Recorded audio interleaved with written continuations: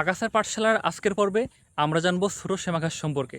এই ঘাসটিকে আমরা অঞ্চলভেদে খুদে সেমা ঘাস নামেও চিনি।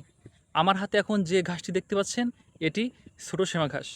এই ঘাসকে চেনার সহজ উপায়, এর যে পাতা আছে এটি লম্বা এবং চিকন হবে এবং এর যে পুষ্পমঞ্জুরি আছে এটি দেখেও আমরা সহজেই আইডেন্টিফাই করতে পারি।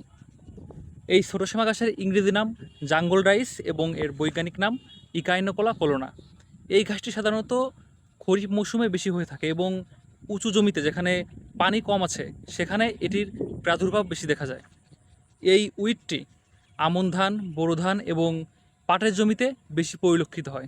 এই ঘাসটি এতটাই শক্তিশালী যে খুব কম সময়ের ভিতর দ্রুত বৃদ্ধি পায় এবং এটি সরাসরি মাটি, পানি, আলো এবং জায়গা নিয়ে ফসলের সাথে লড়াই করে, যার ফলে ফসলের উৎপাদন কমে যায়। বিশেষ করে ধানের জমিতে এর উৎপাদন 30 থেকে 50% পর্যন্ত কমে যেতে পারে। তাই এগুলো জমি থেকে পরিষ্কার করা আমাদের অবশ্যই জরুরি। এজন্য আমরা সাধারণত নিড়ানি ব্যবহার করতে পারি, এছাড়াও আগাছানাশক ব্যবহার করতে পারি। যদিও এই ঘাসটি ফসলের জন্য অনেক ক্ষতিকর, তবুও অনেক কৃষক এই ঘাসটিকে গোখাদ্য হিসেবে ব্যবহার করে। তবুও আমাদের অবশ্যই উচিত এই ঘাসটিকে পরিপূর্ণভাবে জমি থেকে নিধন করা। দেখা হবে পরবর্তী পর্বে নতুন কোনো আগাছা নিয়ে।